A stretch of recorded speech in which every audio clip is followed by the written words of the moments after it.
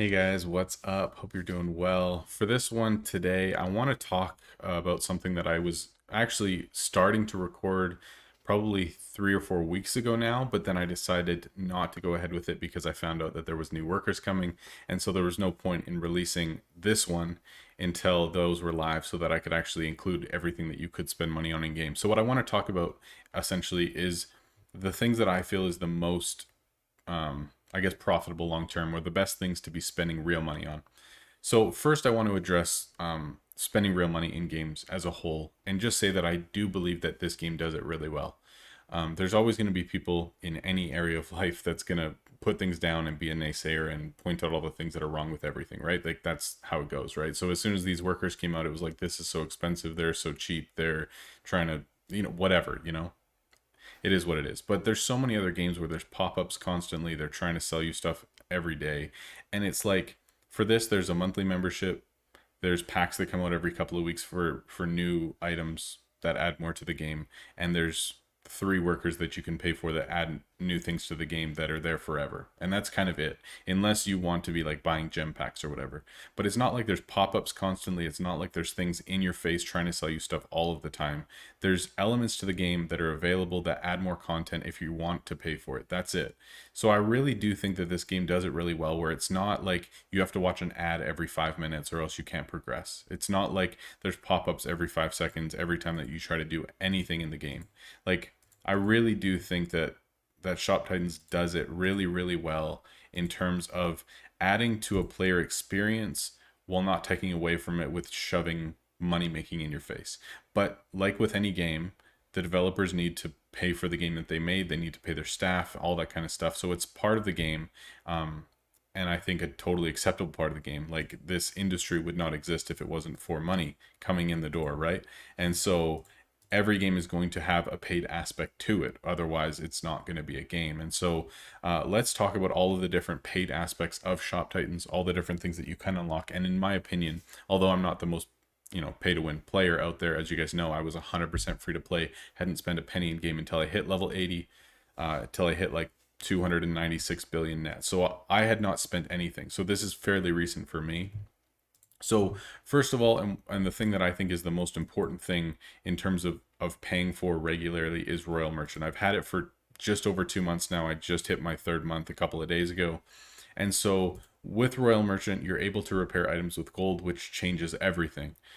It means that you can actually equip your heroes properly, repair their gear if it breaks with gold. You don't have to replace it every time. So this means that questing is profitable. Without this, questing is very, very difficult to be profitable unless you run all of your heroes with really cheap gear, do low level quests, and just make a little bit of money. But overall, questing will not, and questing is one of the most profitable things in the game. Questing can't really happen at that level without this.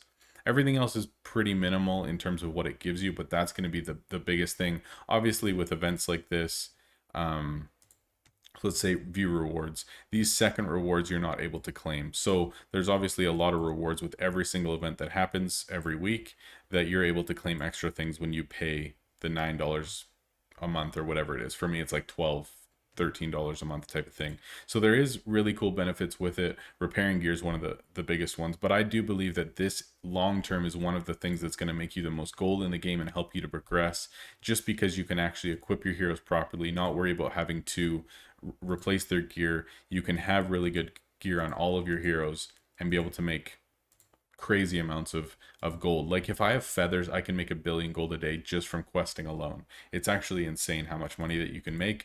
But if I wasn't a royal merchant and I couldn't repair my gear with gold, that's impossible because it just doesn't work mathematically. You're going to be losing more money by replacing gear than you are otherwise. So that's the biggest thing. Next, let's talk about paid workers. There's 3 paid workers in the game. First of all is the Academy. This allows you to craft wands and runestones and gets you, I believe, 25% bonus XP for the entirety of the game. So this is really cool. It just adds more to the game. You can craft runestones, which means that you can basically craft from scratch your own enchantments instead of having to buy that from the market. So she just adds a new element to the game that you're able to play more of it without having to rely on the market, as well as wands can be some of the most profitable crafts in the game. So that's the first one. The second one is the laboratory. um, this one allows you to craft guns and crossbows, and as well, there's a 50% reduced break chance for the rest of the game. And so, like I said, items break when you quest, but it only happens 50% of the time when you buy this worker, as well as you have guns and crossbows, which are two of the other most profitable lines of items. So, by buying this, you're able to make a little bit more gold long term with less items breaking as well. That's it. I would say this, in my opinion, would be the least important of the three workers, but it's kind of up to you. So this is the third paid worker, Mundra. Basically, she allows you to now craft an entirely new line of items. So I can show you what those are. Workers, Mundra. So these are the blueprints. There's Mundra's specific items where they're going to have a spirit already attached to them, which gives you, with this item specifically, 20% attack and 20% defense bonuses against bosses. So it adds quite a bit against bosses, and it allows you to craft all of these, as well as you're able to craft moonstones as well. So she's just going to allow you to craft moonstones instead of buying them from market. So as well, it just adds more to the game. The other thing that Moondra allows you to do is that when you go into this fusion menu, you can fuse any items at any time with the free worker. So that has nothing to do with Moondra at all. You're still able to make and combine items to fuse them together.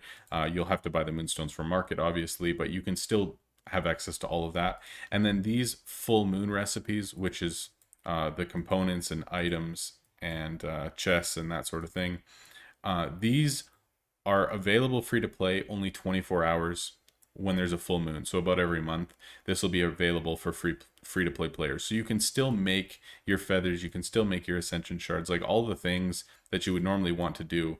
It's just you can only do that a limited amount of time out of the month. But if you buy Moondra, then you're able to do all this stuff at any time. And then during those 24 hours, it's going to make all of your fusion recipes faster. It's going to take a lot less time for you to fuse items together. So again, you're able to make more stuff. It opens up more of the game, and you're able to fuse things at any time rather than just during 24 hours of the month. So it's not like it's pay to win, like you buy this and now you're way ahead of everybody else. Everyone else can still do it. It's just a limited amount of time. And even like the few blueprints that she has, I don't think that they're going to be like amazing, super expensive, like crazy best in slot items. They have solid stats. They're probably going to be, a decent chunk, but it's not like those are like your make or break items by any means. And so those are your three paid workers. I think Moondra's probably the most fun, probably because she just came out and there's more fusions and you can make items and all that stuff. And it adds a lot more to the game than there was before, which I really like, obviously. So other than paid workers and Royal Merchant, there's really a couple other things that I want to talk about. One is pack items. So there's pack items that are in the game that are only available when you buy a pack. So for example, Mountain Man Mitts is one of my pack items that I have that I paid for. Well, somebody on stream actually paid for it, but they basically bought this pack for me. And so any of these are going to have a base stat just like everything else, and then an extra stat as well, whether that be attack and defense, or attack and evasion, or defense and health, or whatever. There's always two stats, whereas all of the free to play items are only going to have one stat. So it's just going to have defense, so there's no evasion on these. So all of the pack items, since they have an additional stat to them, are generally going to always be the best in slot item for a certain hero, which means people are going to be willing to pay more. So those of you who are wanting to buy pack items, it's kind of wait for a pack that comes out that includes an item that you're going to be crafting for a really long period of time. That's going to be a really profitable craft that's going to have really good stats that people are going to be willing to pay a lot of gems for if you end up crafting a really rare item. So the benefit of pack items, unless you're a collector, is spend a little bit of extra money when a pack comes out every couple of weeks or whenever it is, and try to get those few items that you're going to have in like your normal 4-item crafting rotation, like I do, like these 4 items.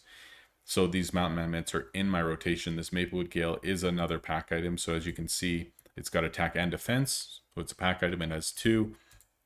And so these are in my rotation, and I'm going to be crafting those for a long period of time to come. So it makes it worth to spend the money just because these are going to be making more gold on average than anything else in the game. So obviously there's a lot more things that you can just spend money on. So this is a pack, like I said, there's 9 days still. There's a tier 10 pack item, which is actually the new best in slot for gloves and like gauntlets. And then there's also a lower tier pack item. So you can either spend the lower amount and just get one of them. So this is going to be the better value, or you can buy all of it. Other than that, there's daily offers, which generally aren't amazing value unless you get something like Ascension Shards and Feathers and a coin that you want or something, or gems or something. But generally, most people aren't getting those. You can straight up buy coins and Ascension Shards, but I think that's one of the worst value things that you can just buy straight up. And then obviously there's gem packs. So as you can see here, I still have the 20% bonus. That's the first time buyer bonus, like the first time you ever buy this. Oops. We'll cover that up. The first time you ever buy this, you get a 20% discount. And so I've never bought one. These numbers would not be yellow if I had bought them. So this is 20% lower normally. But buying gems is another way that you can just get closer to endgame. Where if you buy 18,000 gems, you can buy an extra expansion. You can rush your upgrades a lot. You can buy heroes good gear. Whatever it is that you want to do with your gems, that's going to allow you to get to late game faster. So I think in the end, in my opinion, you don't have to spend money in this game. You really don't. I got to end game. I unlocked every slot, everything possible in just over a year of playing every day, and a lot. I got to level 80, 296 billion net worth without spending a penny. I never bought a gem pack. I didn't buy a pack before that. I had never had Royal Merchant before that. And so it is totally possible to fully enjoy this game, have a lot of fun, progress, get to ultra late game without spending any money. I think spending money makes it easier. It's like easy mode, and it makes it more enjoyable because there's more of the game that you can play. But I really don't think it's necessary. It'll help you get there faster. It'll make it easier. It'll make it less of a grind. And a lot of people will even buy gems and then just invest it into buildings to get their invest numbers up a lot to help out their guild or whatever. Where if your guild just needs a little bit more to go to get training hall so you can get level 35 heroes or whatever, or trying to get max town hall so you can get 20 players or whatever it is, a lot of players will buy gems to invest in big buildings like those two to get their guild up, right? But those are the main things. So in my opinion, I would say Royal Merchant is the first priority if you're wanting to spend a bit of money in the game. The workers are going to add long-term forever benefit as long as you play the game, and I think add a lot more fun and flexibility to play the game. Packs are really only worthwhile if you're going to be crafting that item for a really long period of time and it's going to be the best item in a slot for a hero for a long time. Otherwise, I don't think it's worthwhile. And gems, I think, just reduces the grind and helps you get to late game faster. So that's pretty much all I want to talk about. That's my opinion on spending money anyways, but I'd love to hear your guys' opinion on what you think is the best to spend money on, what's the worst to spend money on, anything that I missed or that you think differently of, or if you think my opinion is incorrect in terms of how Kabam decides to monetize the game. But anyway, that's it for today. Thank you guys so much for watching. I really do appreciate it. I know today was a bit of a longer one, but hope you guys are having a good week, and I'll talk to you guys soon. Peace out.